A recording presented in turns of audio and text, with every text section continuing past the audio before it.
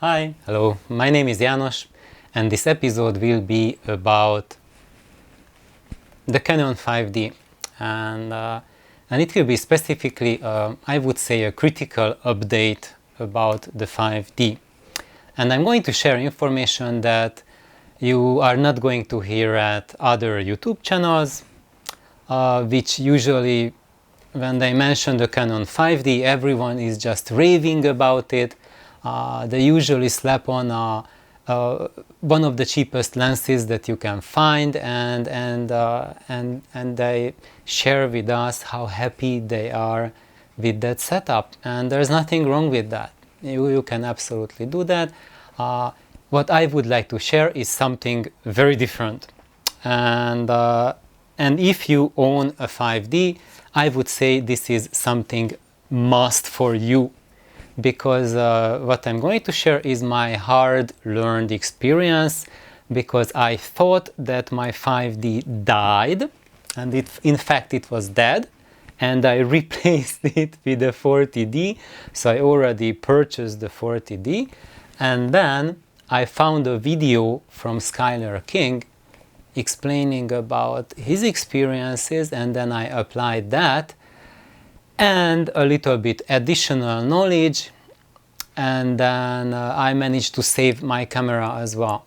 And this is something that I noticed when I was searching for answers, that a lot of people suffer from similar problems that I found, especially with, namely, I'm going to name the problem, the battery life and the camera's power supply dying. And I made some discoveries along that road that can and will hopefully save your 5D Classic, and you will be able to use it for many years. Hopefully I will be able to do the same thing as well. So before I go into that, I would like to share a few things about those of you who view my channel the first time, who are new to my channel. This channel of mine is my baby channel. I have another channel called the Real World Audio, and in that channel I talk about tweaking your stereo system. It is for people who love to listen to music and who want to enjoy more of the music than just a primitive wall of sound, but want to turn it more into an experience similar to listening to real world artists, real world people. People notice that when you experience something for yourself, be it a piece of music or even with cameras, photographing someone, the photograph is not the same as the person. And recording someone singing or playing music, when you play it back, it will not be the same as the person, as being there and listening to the music. And today, the world of audio, the industry, has gone into a road. And this road was not set by the industry, it was kind of set as a balance between what people want, some people who were the influencers, the big influencing personalities who influenced the development, and also a lot about how the marketing worked, what choices people were given, because people are choosing from the choices they are given, and not necessarily what they want to do, but what is given to them. And it's also true for cameras. We are using that kind of cameras, that kind of systems that we are provided by the manufacturers. And for stereo reproduction, or mono, or quadrophone, or whatever channels you are using, that's also something that you can choose from. Luckily, with audio, we have the ability to reach into those systems and modify them ourselves to a far more degree of freedom than what we can do with cameras, because when you have a digital camera, all the hardware is there.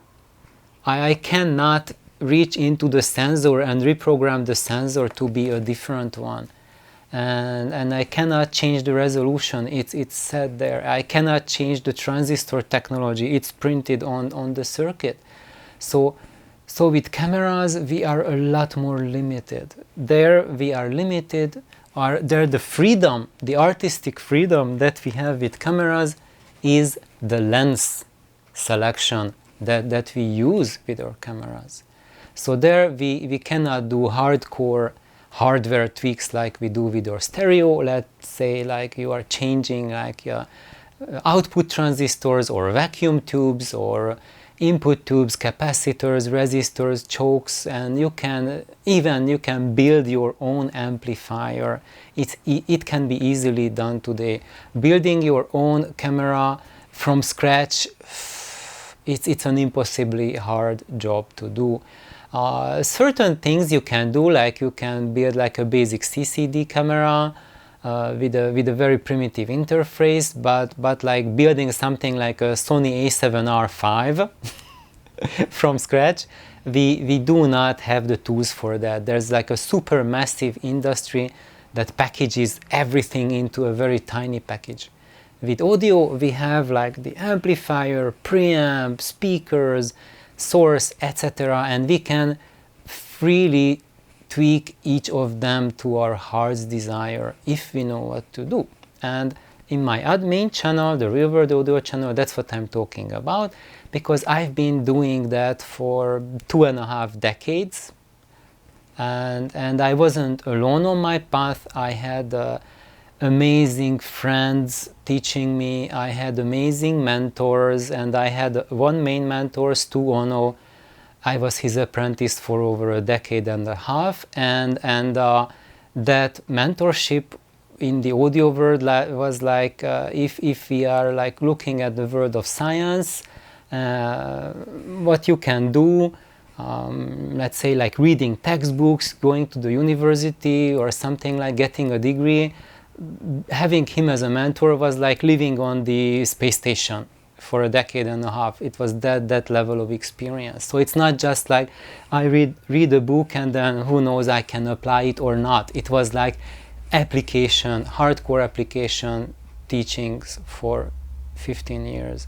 So well, I'm doing that channel because I gained a knowledge base and I want to share that. And in addition to that, I also am into photography, but in photography I don't have a mentorship like the one I have gained in audio. I'm not a guru or a master or I don't know what. I'm just like a normal person with a camera in my hand, and I would say that I have observational skills that go far beyond the average camera user. And that's why I started this additional channel, which I named Shutter and Chill. And I named it Shutter and Chill because I'm talking not just about the camera gear, photography, my experience of my road, of going from like having no idea about photography or camera gear to where I am now. But also I'm going to talk about music, and how the world of music and pictures of photography correlate. And because there is just so much commonality between the technologies in these areas and our perception, what we can do, what we can achieve is just, the two are so synergistic. And I think that both for photographers and both for music lovers, to have the experience to look at the other world as well, to connect the two, will make you much better grounded in what you do. So for example, if you are a music lover, if you start to get into photography, you will understand music and sound a lot better. And if you want to understand photography better, what makes one camera different from another, what makes one photographer's technique and his vision or her vision different and unique, then understanding musicians' perspectives and visions will give you a lot stronger foundation, and it's kind of like a synesthesia. So one type of sensory input just boosts the other type of sensory input. And so yes, here we are. So now in this episode, after this introduction, I'm going to share about the 5D battery. So what I have experienced, so this is my Canon 5D. So some of you might say, no, Janos, that's not a 5D, that's like a 1D or something like that. And if you look, I have a battery grip with it. So originally I got my 5D as the regular 5D, then it looks something like that, and you can attach a battery grip to it. So I'm going to unclip the battery grip. You can unwind it and then remove, and now it looks like a 5D, right? And where you would put the battery, there, that's where the battery grip mounts. And the benefit of the battery grip is not just the added capacity. I'm going to open it. So it has a window here, and there you can insert 2 batteries. You can use it with 1 battery only, and then you see it has there that 1 battery sign.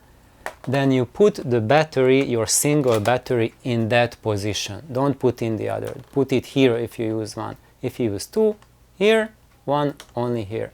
Also, if you use like a dummy adapter with a charge, you also put the dummy adapter here, and the camera, it has, maybe you will see it, maybe not, there's a removable slot here in the bottom, and that's where the cord can come out for the dummy adapter.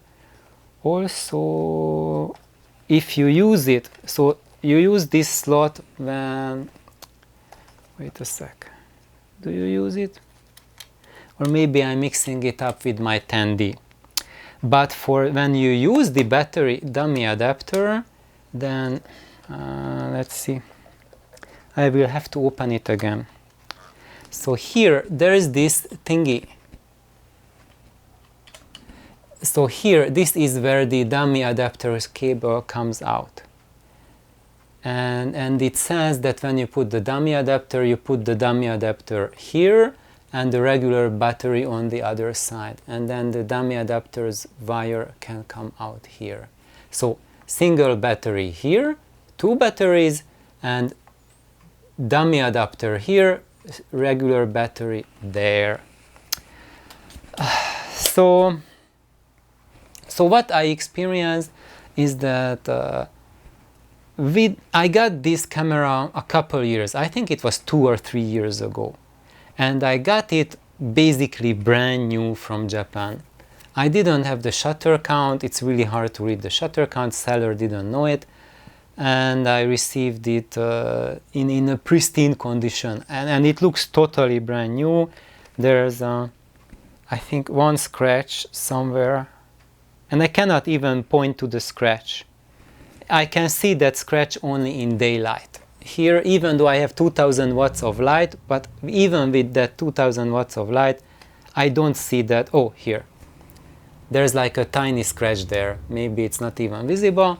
Otherwise, it feels, and it felt to me like a brand new camera. And its battery life was absolutely perfect, and I was using it and getting. I never managed to know how many shutter count can I do, how many pictures take on a single battery, because I never had a photo shooting session with it when I ran out of battery. I always had, like, even when I took like 600 pictures with it, I had tons of battery left, even without the battery grip, just using a single battery. And I was really happy with it. So, but after a while, that was the original Canon battery, and actually that original Canon battery of mine was not the one with this camera, but that was the mine that I had with my Canon 20D, and it was a 15-year-old battery that I have not used for 5 years. So it sit 5 years unused. And then I started using heavily with this camera, and after a while I just noticed that, you know what, that battery is probably about to die, and actually I was right. It died shortly, and I got replacement batteries, and I got these Wasabi power batteries, and they look like this. So the color is different. So the Canon battery looks like this, the BP511, and the Wasabi is like the green Wasabi color battery. Otherwise they are the same, and I was really happily using my 5D with the Wasabi, but I noticed that when I left the battery in the camera, then within 3-4 days the battery was dead. So something in this camera, when I turn it off, it just eats up all the battery, and like 3-4 days later I reach, and maybe there's like 20 shots or 50 shots worth of charge left. And first I thought that maybe the battery is dying, so that's why I bought the Wasabi battery. But then I noticed the same thing happening with the Wasabi battery. And then I started doing, like, getting 2 batteries, put 2 Wasabi batteries in the battery pack, and after like half a year I noticed that, wow, even with those 2 batteries, like in 4 or 5 days they got drained.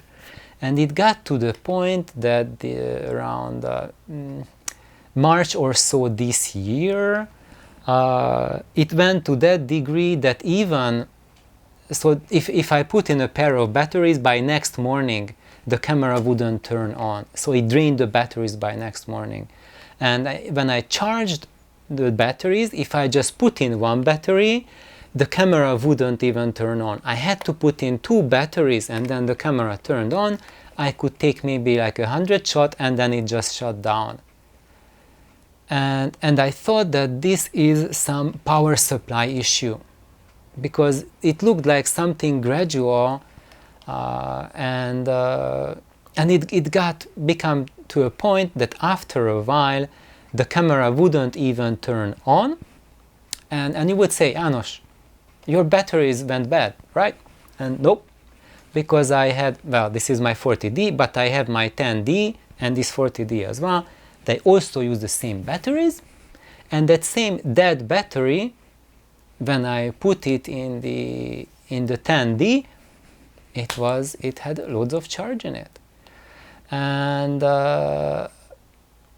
so actually I thought that, okay, now this is a sign that there's something wrong with the power supply, and it's just draining really fast. And when I put in the dummy battery, which doesn't have charge, which gives instant current from the wall, even that would not turn on. So then I noticed that something is eating the current really fast in this camera, and it's dead.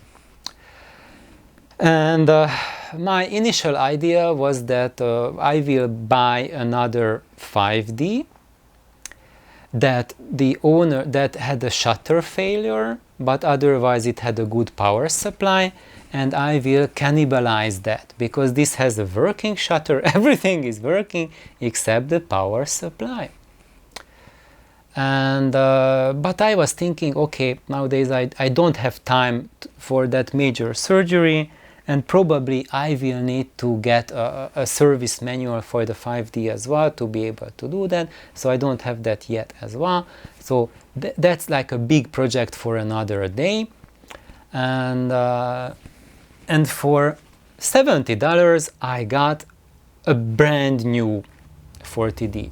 Actually, I've been watching the 40Ds for half a year, and then on eBay this camera came up, and the seller was selling a 40D which has 1133 shutter count, and it looks pristinely new and basically an almost unused shutter, and I don't think they ever used the hot shoe, so everything looks and feels like a brand new camera. And the seller also gave a battery charger with it, 2 original Canon batteries which both work at full capacity, and also the listing didn't include, but there was also a memory card, a CF card in it, an 8GB CF card, so that's pretty usable. So, and for $70 that was outrageously good deal, so I bought that. I think that will be another video why I got the 40D. And hint hint, I got this because this is the camera I intended to replace the 5D with. So at this moment I was not going to get another 5D, I was going to get something which is similar to the 5D, but it has improvement in one critical area which was for me a really big source of pain with the 5D, and I'm going to make a different video about that. And after I received this camera, then I saw, like I think the same day, I saw Skyler King's new video on the 5D Classic come up, and he said that he also had a power supply issue. He described the very same thing, that when he had his 5D and he turned off the power, then the battery would discharge within a day or two. And he took it with him for, I think he was going to Japan, and I think he was really scared that it might die on him. And what he noticed is that if he doesn't turn it off, just keeps it on, then the camera does not drain the battery. It keeps it on. But if he shuts it down, then it just keeps draining the battery. And I think this is the same thing that my camera was doing. But at that point I had no way to validate it because my 5D was dead. And then I'm not sure who mentioned, maybe it was him, that it also has a clock battery on the inside, which is on this side. So the normal battery are here. If you are not using the battery grip, you slip it in here by the grip, and on the other side at the bottom you see this tiny lip there. So if you remove it, there is a small battery. I have one here, that's a CR2016, this type of battery. Maybe it focused on it, maybe not. It's a CR2016, it's a lithium battery, and this is for the date, so the camera remembers its settings. And curiously, when this battery doesn't have enough charge in it, then in my case what I noticed, the camera wouldn't even turn on. So I got a replacement battery. By the way, the 40D uses the same battery for its clock. So if you have like problems with it, that is draining battery too fast or doesn't turn on, try changing the battery. In both cases, it's right here. Oh, actually, here I don't see it. Anyway, I have to explore where is it on the 40D, because I don't see that lip over here. Anyway, so both cameras use the same type of CR2016 battery, and I changed that coin battery, and I actually, with this 40D, I got a pair of original Canon BP511s, and I just stuck this inside the camera. I turn it on, and lo and behold, the camera turns on. My 5D that I thought was dead turned on with the BP511 battery. And then I took it out and I put it on the Wasabi, turned it on, and it showed that there's barely any charge in the battery. So it showed like minimum charge sign. And I was like, wow, I thought this is fully charged, because I took it out from my 10D, and on the 10D it showed that the battery is fully charged. I plug it in here, I turn it on, without taking a single shot, my 5D Classic says that the battery is about to die. And yeah, I did a few menu changes, settings, I took like 2 test shots and it died. That's it. What's going on? But then I put on the Canon battery, and it was super happy with the battery. And what I've been doing since is that I have this Canon battery inside, since I repaired my 5D and brought it back to life. And what I did is I left that battery inside. I didn't turn it off. Since then I have this been like 5 days ago.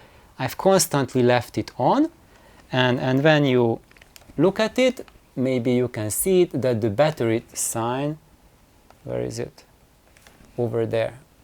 The battery sign, yeah, you won't be able to see it. And I won't be able to show it because I don't see what I'm showing. So the battery sign still shows that it's still fully charged. So actually I went on to Gemini AI and asked it like, what's going on? And it said that the 5D Classic has a very different battery management system compared to the 40D. And that's what people report. That's been the experience, that with the 40D and other aps-c Canons, you can use aftermarket batteries. You can buy the Wasabi or Castar batteries, and they will be perfectly usable.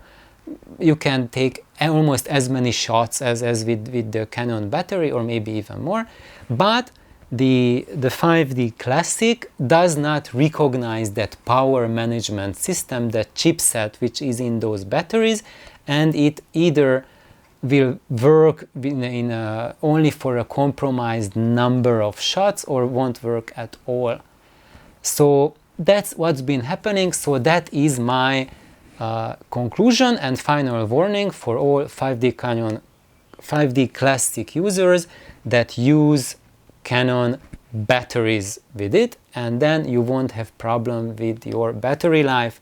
And also, if you have that discharge problem, what Skyler King said, don't turn it off, just keep it on and then let the camera go to sleep mode, and it will be good to go at any time. So I hope this was useful for all 5D owners who struggle with battery issues, and if you have that, then this is your solution.